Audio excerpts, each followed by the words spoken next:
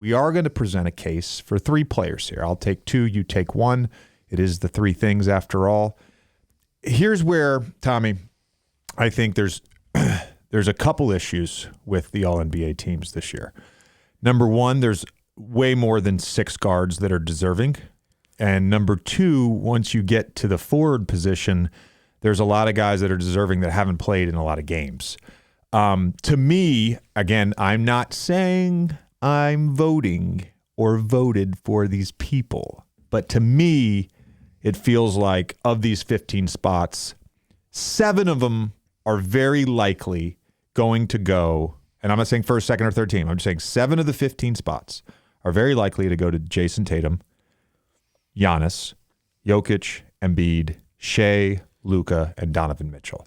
I think that seems likely. So, and you can make an argument for a bunch of other players for the other 8 spots. Before we start getting into the closer competition, I was going to ask, but the center position feels like it's pretty set in stone. I mean, the question is going to be, obviously, this is the MVP conversation about who's first and second, but you would think it would be Jokic, Joel, and Sabonis in those 3 spots. Again, I haven't made a choice here, but maybe we're going to get to this will be one of the ones you're arguing No, it's not one of my players.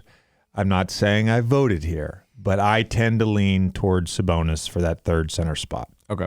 That's where I tend to lean. Now, the 7 feel safe. I've seen other players be talked about in that third spot. Anthony Davis, maybe make an argument for Brook Lopez, maybe make an argument for Jaren Jackson Jr. Bam, maybe. Bam, yeah. So, again, I'm leaning Sabonis, and I would probably, if I was to guess, I think he ends up as one of the 15 spots. So maybe there's 7 left instead of 8 left. But perhaps you're going to argue for the third team center spot. I will not be. And I think one thing we should clarify in this conversation, we're taping this on Friday.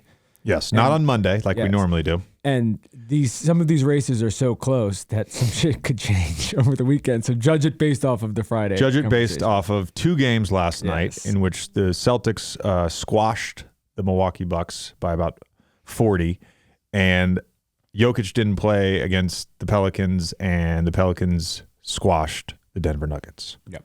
That's all we're basing it on. Yeah. Friday. You want to go first? Friday at 12:37 p.m. Eastern time. Do you want to do your first pick? Yeah, sure. I will. I'm going to guess you're going to pick a guard. So I'm going to save a guard I think has a strong case for a front court player. I'm going to start with a front court player. And this guy may seem like an obvious choice, but given how the team has performed this year, I think maybe there is some doubt about whether or not he gets a spot. And that guy is Jimmy Butler. Jimmy's having a fantastic season. Was actually a little surprised that he didn't make the All-Star game, to be honest with you. Counting stats good, over 22 a game, over 5 assists, over 5 rebounds. Probably most importantly, when we start talking about these different positions, Jimmy's played in 61 games so far. So he'll likely get, I know he's been dealing with this sore neck. Not sure how he got his neck sore, but he'll likely play over 65 games, which for me feels like you can stop talking about games played. Once you get past 65, you're good to go in my book. Jimmy is 4th in the NBA in win shares, 11.3. The guys ahead of him, this is Basketball Reference win shares. The guys ahead of him are Jokic, Domantas Sabonis, and Joel Embiid. The guys directly behind him, I'll just name the top 10, are Shea, Jason Tatum, Luka, Damian Lillard, Ja, Giannis. He's got a career-high 63.9 true shooting percentage. He's 2nd in the NBA in win shares per 48. That's probably an even better barometer than total win shares. He's doing it on both ends. Here's my argument for Jimmy. The Miami Heat, and we touched on this a couple weeks ago, the Miami Heat have largely underperformed this season because they can't shoot threes. Think about that. That is the I really believe that. That is the reason. It's the only reason. They haven't gotten production, efficient production out of Lowry, Max Strus, Gabe Vincent, Duncan. Like, there's three guys that have had good seasons for the Miami Heat. Outside of them, there's no one that has shot the ball well. The shooters have not shot the ball well. I can't, and Jimmy, by the way, has created a lot of these open looks for them. So you could argue, well, he's averaging 5.1 assists. He's probably, in a normal shooting year, averaging 6.5 assists. Yep. You know, and all these little metrics get amped up for Jimmy Butler. Jimmy Butler's had a great season. Yep. And he's had his most efficient shooting season.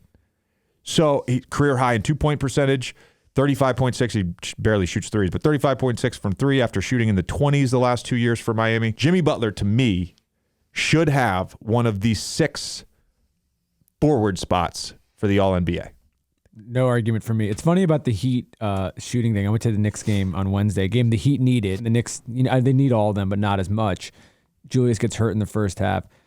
The only reason why the Knicks win the game, basically without Julian and Jalen, is because the Heat can't hit threes. Yeah. It's like 29% from three every night. And the margin for them, like, I want to think about this. I want you to think about this. So, clutch time, for instance, it's one of the most random stats year to year. Like, a guy could have a great clutch. De'Aaron Fox, he's having a great clutch season. Look, there's a chance that next year he shoots 41% of the clutch. Like, it is a very random thing. Jalen Brunson, for instance, is 4th overall in total points in the clutch and is shooting 50-ish% in the clutch this year. The Knicks have 33 losses.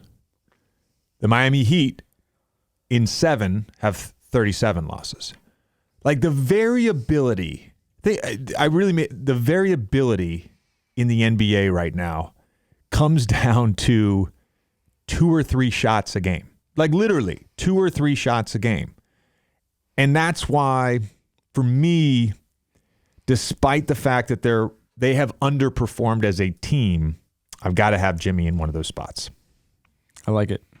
I like the pick. If you want to watch the rest of the episode, check out The Old Man of the Three Things, available exclusively on Amazon Music.